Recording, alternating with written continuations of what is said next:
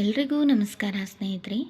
ಗುರುರಾಯರ ಸಾನ್ನಿಧ್ಯ ಕನ್ನಡ ಯೂಟ್ಯೂಬ್ ಚಾನಲಿಗೆ ನಿಮ್ಮೆಲ್ಲರಿಗೂ ಆತ್ಮೀಯವಾದ ಸ್ವಾಗತ. ಸ್ನೇಹಿತರೆ, ನಾಳೆ ಕಾರ್ತಿಕ ಮಾಸದ ಕೊನೆಯ ಸೋಮವಾರ ಮತ್ತು ಈ ಸೋಮವಾರ ಪ್ರದೋಷ ಸಹ ಬಂದಿದೆ. ಈ ಸೋಮವಾರ ನಾವು ಸೋಮ ಪ್ರದೋಷ ಅಂತ ಸಹ ಕರಿತೀವಿ. ಇನ್ನು ಅಷ್ಟೇ ಅಲ್ಲದೆ ನಾಳೆ ಶಿವನ ದೇವಸ್ಥಾನದಲ್ಲಿ ದೀಪಾರಾಧನೆ ಮತ್ತು ಶಿವನಿಗೆ ಅಭಿಷೇಕವನ್ನು ಮಾಡಿಸೋದ್ರಿಂದ ಸಕಲ ಇಷ್ಟಾರ್ಥಗಳು ಸಹ ನೆರವೇರುತ್ತದೆ. ನಾನು ಹಿಂದಿನ ವಿಡಿಯೋದಲ್ಲಿ ಅದರ ಸಂಪೂರ್ಣ ಮಾಹಿತಿಯನ್ನು ತಿಳಿಸ್ಕೊಟ್ಟಿದ್ದೀನಿ ಸ್ನೇಹಿತರೆ.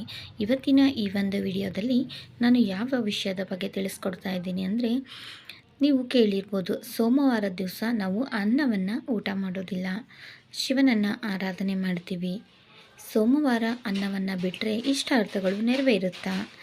ಯಾವ ರೀತಿ ಸೋಮವಾರದ ಈ ಒಂದು ವ್ರತವನ್ನು ಆಚರಣೆ ಮಾಡಬೇಕು? ಇದು ಒಂಥರ ವ್ರತಾನೇ ಸ್ನೇಹಿತರೆ. ಇಷ್ಟು ವಾರ ಅಂತ ನಾವು ಬೇಡಿಕೊಂಡು ಅನ್ನವನ್ನು ಊಟ ಮಾಡಬಾರ್ದು.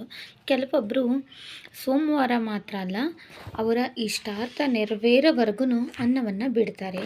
ಅದು ಅವರವರ ಒಂದು ಶಕ್ತಿಗೆ ಬಿಟ್ಟಿದ್ದು. ಯಾಕಂತಂದರೆ ಅನ್ನ ಅಂದಮೇಲೆ ನಾವು ಅನ್ನದಿಂದ ಅಂದರೆ ಅಕ್ಕಿಯಿಂದ ತಯಾರಾಗುವ ಯಾವುದೇ ಒಂದು ಪದಾರ್ಥವನ್ನು ತಿನ್ನಬಾರ್ದು. ಅವಲಕ್ಕಿಯನ್ನು ತಿನ್ನಬಾರ್ದು, ಮತ್ತು ಇಡ್ಲಿ, ದೋಸೆ, ಪಡ್ಡು ಮತ್ತು ಅನ್ನದಿಂದ ಮಾಡುವಂಥ ಯಾವುದೇ ರೀತಿಯಾದಂಥ ಆಹಾರವನ್ನು ತಿನ್ನಬಾರ್ದು. ಮತ್ತು ಯಾವುದೇ ರೀತಿಯಾದಂಥ ಅಕ್ಕಿಯನ್ನು ಉಪಯೋಗಿಸಿ ಮಾಡಿದಂಥ ಅಕ್ಕಿ ಹಿಟ್ಟನ್ನು ಉಪಯೋಗಿಸಿ ಮಾಡಿದಂಥ ಯಾವುದೇ ಪದಾರ್ಥವನ್ನು ಅವರ ಒಂದು ವ್ರತ ಪೂರ್ತಿಯಾಗಿ ಅವರ ಸಂಕಲ್ಪ ಏನಿರುತ್ತೆ, ಅವರು ಯಾವ ಒಂದು ವಿಷಯದ ಬಗ್ಗೆ ಬೇಡ್ಕೊಂಡಿರ್ತಾರಲ್ಲ, ಅದು ಪೂರ್ತಿ ಆಗೋವರೆಗೂ ಅದನ್ನು ಬಿಡಬೇಕಾಗುತ್ತೆ.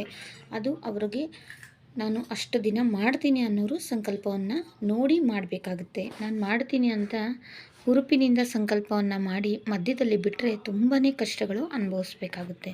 ಹಾಗಾಗಿ ವಾರದಲ್ಲಿ ಒಂದು ದಿನ ಸೋಮವಾರ ದಿವಸ ಅನ್ನವನ್ನು ಪೂರ್ತಿಯಾಗಿ ಅನ್ನವನ್ನು ತಿನ್ನಬಾರ್ದು, ಅನ್ನವನ್ನು ಊಟ ಮಾಡಬಾರ್ದು, ಅನ್ನವನ್ನು ಮುಟ್ಟಬಾರ್ದು. ನೀವು ಬೇರೆಯವರಿಗೆ ಮಾಡಿ ಕೊಡ್ಬೋದು, ಆದರೆ ಯಾವುದೇ ಕಾರಣಕ್ಕೂ ತಿನ್ನಬಾರ್ದು. ಆ ರೀತಿಯಾದಂಥ ವ್ರತದ ಒಂದು ವಿಶೇಷತೆಯನ್ನು ಇವತ್ತಿನ ವಿಡಿಯೋದಲ್ಲಿ ಸಂಪೂರ್ಣವಾಗಿ ನಾನು ತಿಳಿಸ್ಕೊಡ್ತಾ ಇದ್ದೀನಿ. ಯಾಕೆ ಈ ಒಂದು ಅನ್ನವನ್ನು ಬಿಟ್ಟು ವ್ರತವನ್ನು ಶಿವನಿಗೆ ಮಾಡ್ತಾರೆ ಅಂದರೆ, ಶಿವನನ್ನು ಬೇಡಿಕೊಂಡು ಅನ್ನವನ್ನು ಊಟ ಮಾಡೋದನ್ನು ಯಾಕೆ ಬಿಡ್ತಾರೆ ಅಂದರೆ, ಮೊದಲನೆಯದು, ಹಿಡಿದಂಥ ಕೆಲಸಗಳಲ್ಲಿ ಯಶಸ್ಸು ಸಿಗದೇ ಇದ್ದರೆ ಈ ರೀತಿಯಾದ ಸಂಕಲ್ಪವನ್ನು ಮಾಡಿ ವ್ರತವನ್ನು ಮಾಡಬೇಕು.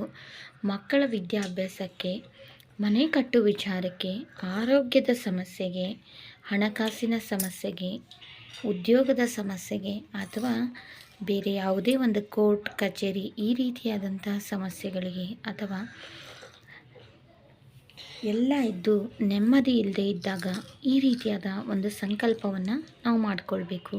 11 ಸೋಮವಾರ ಅಥವಾ 21 ಸೋಮವಾರ ಅಥವಾ 108 ಸೋಮವಾರ ಈ ರೀತಿಯಾಗಿ ನಾವು ಸಂಕಲ್ಪವನ್ನು ಮಾಡಿಕೊಂಡು ಯಾವುದಾದ್ರೂ ಒಂದು ವಿಶೇಷವಾದ ಸೋಮವಾರ ದಿವಸ ಶಿವನ ದೇವಸ್ಥಾನಕ್ಕೆ ಹೋಗಿ ಅಲ್ಲಿ ಅಭಿಷೇಕ ಅರ್ಚನೆಯನ್ನು ಮಾಡಿಸಿ, ನೀವು ಯಾವ ವಿಷಯಕ್ಕೆ ಈ ಒಂದು ವ್ರತವನ್ನು ಮಾಡ್ತಿದ್ದೀರಾ ಅಂದರೆ, ಅನ್ನವನ್ನು ಬಿಡ್ತೀನಿ ನಾನು ಇಷ್ಟು ವಾರ 11 ವಾರ ಅಥವಾ 21 ವಾರ, 108 ವಾರ ಈ ರೀತಿಯಾಗಿ ನಾನು ಬಿಡ್ತೀನಿ, ನನ್ನ ಇಂತಹ ಒಂದು ಸಮಸ್ಯೆ ನಿವಾರಣೆ ಆಗಬೇಕು. ಉದ್ಯೋಗ ಇರ್ಬೋದು, ಅಥವಾ ಹಣಕಾಸಿನ ಸಮಸ್ಯೆ ಇರ್ಬೋದು, ಆರೋಗ್ಯ ಸಮಸ್ಯೆ ಇರ್ಬೋದು, ನಿಮಗೆ ಯಾವ ರೀತಿ ಸಮಸ್ಯೆ ಇದೆಯಲ್ಲ ಅದನ್ನು ದೇವಸ್ಥಾನದಲ್ಲಿ, ಶಿವನ ದೇವಸ್ಥಾನದಲ್ಲಿ ಕೂತ್ಕೊಂಡು ನೀವು ಬೇಡಿಕೊಂಡು 3 ಬಿಲ್ಪತ್ರೆಯನ್ನು ಕೈಯಲ್ಲಿ ಹಿಡ್ಕೊಂಡು ಶಿವನಲ್ಲಿ ಭಕ್ತಿ, ನಂಬಿಕೆ, ಶ್ರದ್ಧೆಯಿಂದ ಬೇಡ್ಕೊಳ್ಬೇಕು ಸ್ನೇಹಿತರೆ. ದೇವಸ್ಥಾನದಲ್ಲಿ ಕೂತ್ಕೊಂಡು ಬೇಡಿಕೊಂಡು ಅವತ್ತು ಸಂಕಲ್ಪವನ್ನು ಮಾಡಿಕೊಂಡು ಬರಬೇಕು.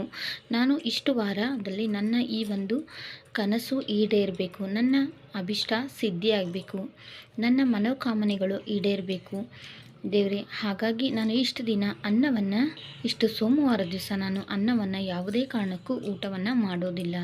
ನನ್ನ ಸಕಲ ಅಭಿಷ್ಟಾರ್ಥಗಳು ನೆರವೇರಿದ ನಂತರ ನಾನು ಮತ್ತೊಮ್ಮೆ ಈ ದೇವಸ್ಥಾನಕ್ಕೆ ಬಂದು ರುದ್ರಾಭಿಷೇಕ ಅಥವಾ ನೀವು ಕ್ಷೀರಾಭಿಷೇಕ, ಯಾವ ಒಂದು ಅಭಿಷೇಕವನ್ನು ಮಾಡಿಸ್ತೀನಿ ಅಂತ ದೇವರಲ್ಲಿ ಹರಕೆ ಮಾಡ್ಕೊಂಡಿರ್ತೀರಲ್ಲ, ಆ ಒಂದು ಅಭಿಷೇಕವನ್ನು ಮಾಡಿಸಿ, ಯಾರ ಹೆಸರಿನ ಮೇಲೆ ನೀವು ಈ ಒಂದು ಉಪವಾಸವನ್ನು ಮಾಡ್ತಿರಲ್ಲ ಅವರ ಹೆಸರಿನ ಮೇಲೆ ಅಲ್ಲಿ ಅರ್ಚನೆಯ ಅಭಿಷೇಕವನ್ನು ಮಾಡಿಸಿ, ಆನಂತರ ನೀವು ಅನ್ನವನ್ನು ಊಟ ಮಾಡ್ಬೋದು ಸ್ನೇಹಿತರೆ.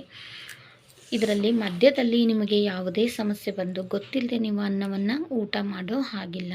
ಮುಖ್ಯವಾಗಿ ಸೋಮವಾರ ದಿವಸ ಯಾವುದೇ ಕಾರಣಕ್ಕೂ ಅಕ್ಕಿಯಿಂದ ಮಾಡಿದಂಥ ಪದಾರ್ಥಗಳು, ಅವಲಕ್ಕಿ ಆಗ್ಬೋದು ಅಥವಾ ಇಡ್ಲಿ, ದೋಸೆ, ಪಡ್ಡು, ಈ ರೀತಿಯಾಗಿ ನಾವು ಅಕ್ಕಿಯಿಂದ ತಯಾರಿಸುವಂಥ ಚಕ್ಲಿ, ಕೋಡ್ಬಳೆ, ನಿಪ್ಪಟ್ಟು, ಯಾವುದೇ ಒಂದು ವಿಶೇಷವಾದ ಕರಿದಂಥ ತಿಂಡಿಗಳಾಗ್ಬೋದು, ಅಕ್ಕಿ ಹಿಟ್ಟಿನಿಂದ ಮಾಡಿದ್ದು ಅಥವಾ ಬೇರೆ ಯಾವುದೇ ಆಗ್ಬೋದು, ಗೊತ್ತಿಲ್ಲದೆ ಇರೋವಂಥ ಸ್ಥಳದಲ್ಲಿ ಹೋಗಿ ಇದರಲ್ಲಿ ಅಕ್ಕಿ ಉಪಯೋಗಿಸಿರಲ್ಲ ಅಂತ ಹೇಳಿದರೆ ತಿನ್ನೋದಕ್ಕೆ ಹೋಗಬಾರ್ದು. ಮತ್ತು ಸೋಮವಾರ ದಿವಸ ಆದಷ್ಟು ಚಪಾತಿ, ಉಪ್ಪಿಟ್ಟು ಈ ರೀತಿಯಾಗಿ ನಾವು ತಿಂದು ಆ ಒಂದು ದಿನವನ್ನು ಕಳಿಬೇಕಾಗುತ್ತೆ ಸ್ನೇಹಿತರೆ. ಹಾಗಾಗಿ ಈ ಒಂದು ವ್ರತವನ್ನು ಯಾರು ನಂಬಿಕೆ ಶ್ರದ್ಧೆಯಿಂದ ಮಾಡ್ತಾರೋ ಅವರ ಪೂರ್ತಿಯಾದಂಥ ಇಷ್ಟಾರ್ಥಗಳು, ಅವರು ಬೇಡಿಕೊಂಡಂಥ 11 ವಾರ ಇರ್ಬೋದು, 21 ವಾರ ಇರ್ಬೋದು ಅಥವಾ 108 ಸೋಮವಾರಗಳ ಒಳಗಡೆ ಅವರ ಸಕಲ ಇಷ್ಟಾರ್ಥಗಳು ಸಹ ನೆರವೇರುತ್ತೆ. ಯಾರಿಗೆಲ್ಲ ಈ ವ್ರತವನ್ನು ಮಾಡೋದಕ್ಕೆ ಇಷ್ಟ ಇದೆ, ಯಾರಿಗೆಲ್ಲ ಕಷ್ಟ ಇದೆ, ಅವರು ಖಂಡಿತ ಈ ಒಂದು ಸರಳವಾದ ವ್ರತವನ್ನು ಆಚರಣೆ ಮಾಡಿ ಆಮೇಲೆ ನೀವೇ ನನಗೆ ಕಮೆಂಟ್ ಮಾಡಿ ಹೇಳ್ತೀರಾ. ಖಂಡಿತ ಈ ಒಂದು ವ್ರತ ತುಂಬಾ ಫಲವನ್ನು ಕೊಡುತ್ತೆ. ಯಾಕಂತಂದರೆ ಭಕ್ತಿಗೆ, ನಂಬಿಕೆಗೆ, ಶ್ರದ್ಧೆಗೆ ಒಲಿಯುವವನು ಪರಶಿವ ಅಂತ ಹೇಳ್ತಾರೆ. ಬೇಡಿದಂಥ ಯಾವುದೇ ಒಂದು ವರವನ್ನು ಶೀಘ್ರ ಫಲದಾಯಕ ಅಂತ ಶಿವನನ್ನು ಕರೀತಾರೆ ಸ್ನೇಹಿತರೆ. ನೀವೆಲ್ಲ ಪುರಾಣಗಳಲ್ಲಿ ಕೇಳಿರ್ಬೋದು, ಎಷ್ಟೋ ಜನ ರಾಕ್ಷಸರಿಗೆ ಶಿವ ವರವನ್ನು ಕೊಟ್ಟು ಆ ನಂತರ ಕಷ್ಟದಲ್ಲಿ ಸಿಲುಕಿದ್ದು ನಮ್ಮೆಲ್ಲರಿಗೂ ಗೊತ್ತಿರುವಂಥ ವಿಷಯ. ಹಾಗಾಗಿ ಭಕ್ತಿ, ನಂಬಿಕೆ, ಶ್ರದ್ಧೆಗೆ ಒಲಿಯುವವನು ಪರಮಾತ್ಮ ಅಂತ ಹೇಳ್ತಾರೆ ಸ್ನೇಹಿತರೆ. ಯಾರಿಗೆಲ್ಲ ಕಷ್ಟ ಇದೆ ಈ ವ್ರತವನ್ನು ಖಂಡಿತ ಮಾಡಿ. ನಿಮಗೆ 11 ವಾರ ಆದರೆ 11 ವಾರ ಮಾಡಿ, ನಿಮಗೆ ಶಕ್ತಿ ಇದ್ದರೆ 21 ವಾರ ಮಾಡಿ, ಇನ್ನೂ ನಮಗೆ ಶಕ್ತಿ ಇದೆ ಅನ್ನೋರು 108 ವಾರ ಮಾಡಿ.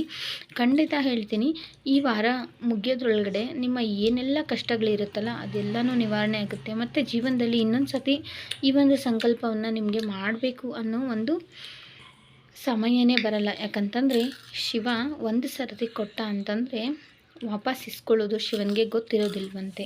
ಹಾಗಾಗಿ ಯಾವಾಗ ಒಂದು ವರವನ್ನು ಕೇಳಿ ನಾವು ಈ ಒಂದು ವ್ರತವನ್ನು ಮಾಡ್ತೀವಲ್ಲ ಅದಕ್ಕಿಂತ 100 ಪಟ್ಟು ಹೆಚ್ಚಾಗಿ ನಮಗೆ ಶಿವ ಕೊಡ್ತಾನೆ ಅನ್ನೋದು ಒಂದು ನಂಬಿಕೆ ಸ್ನೇಹಿತರೆ. ಹಾಗಾಗಿ ಒಂದೇ ಒಂದು ಸೋಮವಾರ ನಮಗೆ ಅನ್ನ ಬಿಟ್ಟರೆ ಏನಾಗಲ್ಲ ಅಲ್ವಾ. ಹಾಗಾಗಿ ಖಂಡಿತ ಯಾರಿಗೆಲ್ಲ ಮಕ್ಕಳ ವಿದ್ಯಾಭ್ಯಾಸದಲ್ಲಿ ಸಮಸ್ಯೆ ಇದ್ದು, ತುಂಬ ಓದಿದ್ದಾರೆ, ಕೆಲಸ ಸಿಗ್ತಾ ಇಲ್ಲ ಅನ್ನೋರು, ಎಷ್ಟೊಂದು ಕಷ್ಟಪಟ್ಟು ದುಡಿತೀವಿ, ಕೈಯಲ್ಲಿ ಹಣ ನಿಲ್ತಾ ಇಲ್ಲ, ಆಮೇಲೆ ಕೊಟ್ಟಂಥ ಹಣ ವಾಪಸ್ ಬರ್ತಾ ಇಲ್ಲ, ಕೋರ್ಟ್ ಕಚೇರಿ ಕೆಲಸಕ್ಕೆ ಅಲೆದು ಸಾಕಾಗಿದೆ,